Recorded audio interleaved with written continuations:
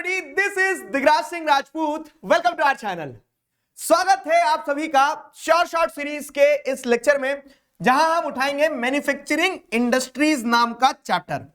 देखो, ये ज्योग्राफी का लास्ट चैप्टर है. क्यों? क्योंकि लाइफलाइंस ऑफ नेशनल इकोनॉमी वाला जो चैप्टर है वो आपका एग्जाम में नहीं आने वाला है. अब जब वो चैप्टर एग्जाम में थ्योरी पार्ट पे नहीं आएगा, मैप वर्क आएगा उसका. ठीक है, तो इस शॉर्ट में ही मैं ये अनाउंस कर दे रहा हूं कि उसका मैप वर्क अपन कंप्लीट मैप वर्क में करेंगे. फाइन. तो अब अगर बात की जाए क्या मैन्युफैक्चरिंग इंडस्ट्रीज की, तो अच्छा चैप्टर है. कारण कि इसमें बहुत सारा फैक्ट्स भी है, बहुत सारी थ्योरी भी है. एक बड़ा चैप्टर है, लेकिन इस बड़े से चैप्टर की आपको बहुत बड़ी चिंता नहीं करना है. क्यों? क्योंकि इस वीडियो में हम ये शॉर्ट करने वाले हैं क्या कि इस चैप्टर से क्या क्या आएगा. पहले आपको चैप्टर का ओवरव्यू दूंगा और फिर वो एरियाज बताऊंगा जिन एरियाज को आपको छोड़ना नहीं है, जिन एरियाज को आपको ध्यान में रखना है कि हाँ यहां से सवाल आता है. और लास्ट में 3-4 इंपॉर्टेंट क्वेश्चंस जो आपको रट लेना है एक तरह से. देखो, मैं कतई भी रट्टाफिकेशन प्रमोट नहीं करता हूं, लेकिन वो ऐसी चीज है कि यार ये तो पता ही होना चाहिए. ठीक है, चलो आगे बढ़ते हैं, ओवरव्यू लेते हैं चैप्टर का. तो जैसे हम, अगर आप देखोगे ना, जैसे हमने क्या किया था, जैसे हमने थ्योरी पार्ट और सब्जेक्टिव पार्ट अलग अलग तरीके से समझ लिया था कि यार देखो चैप्टर में ये मेन थ्योरी वाला सेक्शन है जहां से सवाल बनते हैं, बाकी फिर फैक्ट्स है तो उन पे एमसीक्यू आते हैं. किस चैप्टर में? इससे पहले वाले चैप्टर में. ठीक उसी तरह से कुछ कहानी यहां भी है. क्या कि चैप्टर का मेन थ्योरी पार्ट अगर आप चालू करोगे तो चैप्टर मैन्युफैक्चरिंग इंडस्ट्री शुरू होता है कि मैन्युफैक्चरिंग क्या होता है. तो जब आप नेचुरल प्रोडक्ट्स को लेते हो, उनका प्रोसेसिंग करते हो, उनका फॉर्म चेंज करते हो और एक फिनिश प्रोडक्ट बनाते हो, तो ये क्या कहलाता है? ये मैन्युफैक्चरिंग कहलाती है. सिंपल सी चीज है. इस चीज को अपन मैन्युफैक्चरिंग कहते हैं. बड़ा सिंपल सीधा सटीक हो गया. इस चीज को अपन मैन्युफैक्चरिंग कहते हैं. अब मैन्युफैक्चरिंग के बाद एक कदम आगे बढ़ोगे तो आपको पता चलेगा क्या कि मैन्युफैक्चरिंग की इंपॉर्टेंस क्या है.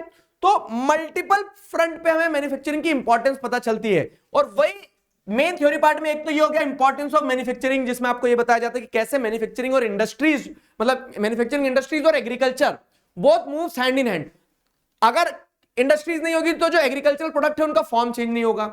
इंडस्ट्रीज को चलने के लिए एग्रीकल्चर सेक्टर की डिपेंडेंस होती है. क्यों? क्योंकि एग्रीकल्चर सेक्टर उन्हें रॉ मटेरियल देते हैं. तो दोनों एक दूसरे को कॉम्प्लीमेंट करते हैं, दोनों एक दूसरे को कॉम्प्लीमेंट करते हैं. तो इस सेंस में there is a importance of manufacturing. Fine. और वो मैन्युफैक्चरिंग की इंपॉर्टेंस के 4-5 पॉइंटर भी मिलते हैं आपको कि फॉरेन इनकम आती है, कंट्री में प्रॉस्पेरिटी ऐड होती है, एम्प्लॉयमेंट जनरेशन होता है, वैल्यू एडिशन होता है, तो रीजनल डिस्पैरिटीज कम होती है. ये सारे पॉइंट्स भी मैन्युफैक्चरिंग की इंपॉर्टेंस में आ जाएंगे. देखो, ये शॉर्ट सीरीज जो है ये रामबाण है अपने आप में. क्यों? क्योंकि आपको पूरा रिवीजन भी हो जाता है चैप्टर का.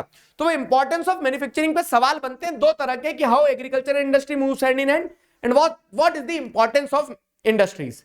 ठीक है, दो तरह के सवाल बनते हैं. अब ये पढ़ लेने के बाद में तुरंत इधर कूदी लगाओगे तो फिर इंडस्ट्रीज का क्लासिफिकेशन बताया गया है डिफरेंट बेसिस पे. अगर आप देखोगे तो on the basis of raw material agro based होती है, मिनरल बेस्ड होती है. On the basis of bulk of weight and raw material आप देखोगे हैवी वेट होती है, लाइट वेट इंडस्ट्रीज होती है. आप देखोगे तो अलग अलग क्लासिफिकेशन ओनरशिप के हिसाब से आता है, public, private, joint venture, cooperative अलग अलग होगी. On the basis of capital investment के हिसाब से large scale industries, small scale industries. तो आप बेसिस बदलो, इंडस्ट्री बदल जाएगी. ठीक है, तो on the different basis there are different type of industry. Chapter में दो जो इंडस्ट्रीज के टाइप है on the basis of raw material. On the basis of raw material अगर आप देखोगे तो रॉ मटेरियल्स के आधार पर जो दो टाइप है, एग्रो बेस्ड इंडस्ट्रीज और mineral based industries. Agro based industries और मिनरल बेस्ड इंडस्ट्रीज को एक्सटेंसिवली एक्सप्लेन किया गया है. एग्रो बेस्ड इंडस्ट्रीज में आप देखोगे तो एग्रो बेस्ड इंडस्ट्रीज में क्या होता है? Cotton textile industry, jute textile industry, sugar industry, अलग अलग इंडस्ट्रीज बताई गई है आपको. और ये कॉम्प्रिहेंसिवली समझाई गई है कि कॉटन टेक्सटाइल इंडस्ट्री में बताया गया कि कैसे कंप्लीट टेक्सटाइल इंडस्ट्री के बारे में पहले बताया गया कि कैसे कंप्लीट इन वैल्यू चेन है, कैसे क्या देखने को मिलता है आपको कि हम बहुत अच्छा क्या करते हैं, यार्न तो बना लेते लेकिन फैब्रिक नहीं बना पाते. तो वो कॉटन टेक्सटाइल इंडस्ट्री पूरी वैसी. कॉटन टेक्सटाइल इंडस्ट्री क्यों? गुजरात महाराष्ट्र वाले रीजन में लोकेटेड है. तो एक पूरा डिटेल समरी दिया गया है. वैसे जूट टेक्सटाइल, वैसे शुगर टेक्सटाइल बताया गया है. तो ये एग्रो बेस्ड इंडस्ट्रीज हो गई जिनका रॉ मटेरियल एग्रीकल्चर सेक्टर से आता है. कॉटन रॉ मटेरियल हो गया कॉटन बेस्ड इंडस्ट्रीज का, जूट रॉ मटेरियल हो गया जूट टेक्सटाइल वाली इंडस्ट्रीज का. शुगर इंडस्ट्रीज का रॉ मटेरियल क्या होगा? हाँ, शुगर केन. Very good. ठीक है, मन से जुड़े ना. तो शुगर केन इंडस्ट्रीज, मतलब शुगर केन जो होगा शुगर बेस्ड इंडस्ट्रीज का, शुगर इंडस्ट्रीज का रॉ मटेरियल होगा. सिमिलरली मिनरल बेस्ड इंडस्ट्रीज की अगर बात करें तो वो सारी इंडस्ट्रीज जिन्हें रॉ मटेरियल मिनरल्स से मिलता है. ठीक है, जैसे आयरन एंड स्टील इंडस्ट्री हो गया, तो दी सेम पैटर्न कंटिन्यूज कि आयरन एंड स्टील इंडस्ट्री छोटा नागपुर पेटू में है, ठीक है, तो वहां उसका लोकलाइजेशन है। आयरन एंड स्टील इंडस्ट्री में क्या चैलेंजेस होता है, कोई एक्स फैक्टर है क्या उसका, कि हाँ उसमें लाइमस्टोन लगता है, उसमें आपको क्या देखने को मिलता है, मैंगनीज लगता है, और उसमें आपको आयरन ओर लगता है, स्टील भी उससे निकलता है। तो मिनरल बेस्ड इंडस्ट्रीज हो गई आपकी। फिर एल्यूमिनियम स्मेल्टिंग इंडस्ट्री हो गई है कि एल्यूमिनियम के क्या इंपॉर्टेंस है, तो एल्यूमिनियम जैसे अगर आप देखेंगे यूटेंसिल्स एयरक्राफ्ट बनाने के लिए यूज होता है, लाइट वेट होता है, स्ट्रेंथ होता है, तो ये एल्यूमिनियम स्मेल्टिंग एल्यूमिनियम इंडस्ट्रीज के फैक्ट्स हो गए। तो ऐसे हर एक इंडस्ट्री में कुछ कुछ एक्स फैक्टर्स दिए गए, कुछ कुछ बोलते हैं ना मिर्च मसाला है, वो मिर्च मसाला ध्यान रखना। जैसे केमिकल इंडस्ट्रीज तो खुद की लार्जेस्ट कंज्यूमर भी है, फर्टिलाइजर इंडस्ट्री तो ग्रीन रेवोल्यूशन के बाद में इसमें बूस्ट आया है, सीमेंट इंडस्ट्री वेस्टर्न मार्जिन पर स्ट्रेटेजिकली लोकेटेड है गुजरात वगैरह में, ताकि वेस्ट में हम सीमेंट एक्सपोर्ट कर सके। ऑटोमोबाइल इंडस्ट्री एफडीआई के बाद में इसमें क्या बूस्ट देखने को मिला है। इंफॉर्मेशन कम्युनिकेशन तो इसमें विमेन को एम्प्लॉयमेंट मिला है। तो इस तरह से हर इंडस्ट्री में कुछ कुछ एक्स फैक्टर की पॉइंट है। बाकी अगर आप देखोगे तो सारी इंडस्ट्रीज में, अगर आप देखोगे इन सारी इंडस्ट्रीज में क्या है कि यह है कि हर इंडस्ट्री का लोकलाइजेशन है। चार मेनली, मतलब मेजरली आप देखोगे तो कॉटन, जूट और शुगर और आयरन एंड स्टील इंडस्ट्री, ठीक है, ये चार इंडस्ट्री में आपको लोकलाइजेशन की कोई भी इंडस्ट्री कहीं है, छोटा नागपुर पेटू पे क्यों है, तो आयरन एंड स्टील इंडस्ट्री, क्योंकि वहां रॉ मटेरियल अवेलेबल है, लेबर अवेलेबल है, ठीक है। चैलेंजेस कोई भी इंडस्ट्री क्या फेस कर रही है, जैसे आप देखो जूट जो है तो सिंथेटिक फाइबर वगैरह के आने से जूट चैलेंज फेस कर रही है। तो लोकलाइजेशन चैलेंज और कोई एक्स फैक्टर, जैसे कॉटन टेक्सटाइल इंडस्ट्री में हमें पता है कि हम धागा अच्छा बनाते लेकिन कपड़ा नहीं बना पाते हैं, तो धागा एक्सपोर्ट कर देते, कपड़ा फिर हमें इंपोर्ट करना पड़ता है। फाइन, तो हर एक इंडस्ट्री को इस पैमाने पे ध्यान रखना है, सिंपल सीधा सटीक। फाइन, अब ये सारी इंडस्ट्रीज पढ़ ली। सारी इंडस्ट्रीज पढ़ने के बाद क्या है कि इंडस्ट्रीज है तो सही, लेकिन ये इंडस्ट्रीज इंडस्ट्रियल पोल्यूशन करती है और इन्वायरमेंटल डिग्रेडेशन करती है। जैसे एयर पोल्यूशन होता है, नॉइज पोल्यूशन होता है, विंड पोल्यूशन होता है, ठीक है, वाटर पोल्यूशन हो रहा है, थर्मल पोल्यूशन हो रहा है। तो सारी इंडस्ट्रीज के जो पोल्यूशन हो रहे हैं और उन पोल्यूशन से जिस तरह से इंडस्ट्रीज डैमेज हो रही है, तो वो industrial pollution and environmental degradation, ये एक महत्वपूर्ण चीज होगी। आगे बढ़े तो कंट्रोल ऑफ इन्वायरमेंटल डिग्रेडेशन। अब इन्वायरमेंटल डिग्रेडेशन को आप कंट्रोल कैसे करोगे, तो कंट्रोल ऑफ इन्वायरमेंटल डिग्रेडेशन की अगर बात करें तो ये समस्या थी, हमें समाधान पे फोकस करना था। तो इंडस्ट्रियल पोल्यूशन होगा, इन्वायरमेंटल डिग्रेडेशन होगा, तो how can you control the environmental degradation and industrial pollution. आप इसको कंट्रोल कैसे करोगे, तो इसको कंट्रोल करने का सीधा सरल सटीक तरीका यही बताया गया है। Control of environmental degradation, how can you control environmental degradation. तो जैसे वाटर पोल्यूशन हो रहा है तो प्राइमरी सेकेंडरी टर्शियरी मेथड से यूज किया जाए, नॉइज पोल्यूशन हो रहा है तो नॉइज अब्सॉर्बिंग मटेरियल यूज किया जाए, एयर पोल्यूशन हो रहा है तो fabric filter, electrostatic precipitator, smoke में जो स्मोक फिल्टर्स है ना वो सारा लगाया जाए, इनर्शियल सेपरेटर्स लगाया जाए, स्क्रबर्स लगाया जाए, वो सारी चीजें हो गई, सिंपल सटीक। लास्ट में एनटीपीसी शोज दी वे एक टॉपिक है जो नजर एक बार दौड़ा लेना, क्योंकि एक आध साल में सीबीएसई ने उस पर क्वेश्चन पूछा है। तो मैंने आपको चैप्टर का पूरा ओवरव्यू दिया है। अब देखो, अब डिफरेंशिएट करना बहुत आसान हो जाएगा। कैसे आसान हो जाएगा कि मेन थ्योरी पार्ट यही है, इंपॉर्टेंस ऑफ मैन्युफैक्चरिंग की इंपॉर्टेंस क्या है मैन्युफैक्चरिंग की, how agriculture industry moves hand in hand, इस पे क्वेश्चन आते हैं। इंडस्ट्रियल पोल्यूशन, इन्वायरमेंटल डिग्रेडेशन और उसके कंट्रोल, इस पे भर के क्वेश्चन आते हैं, थ्योरी क्वेश्चन। तो मेजर एरिया जो थ्योरी पार्ट का जिसपे क्वेश्चन आते हैं वो ये है। ये ऑब्जेक्टिव पार्ट के लिए है, कभी कभी एक दो सब्जेक्टिव क्वेश्चन आते हैं, एज सच बहुत इंपॉर्टेंट नहीं है। पूरा चैप्टर यहां पे मैंने तुम्हारी नजरों के सामने से दौड़ा दिया पिछले 5 मिनट में।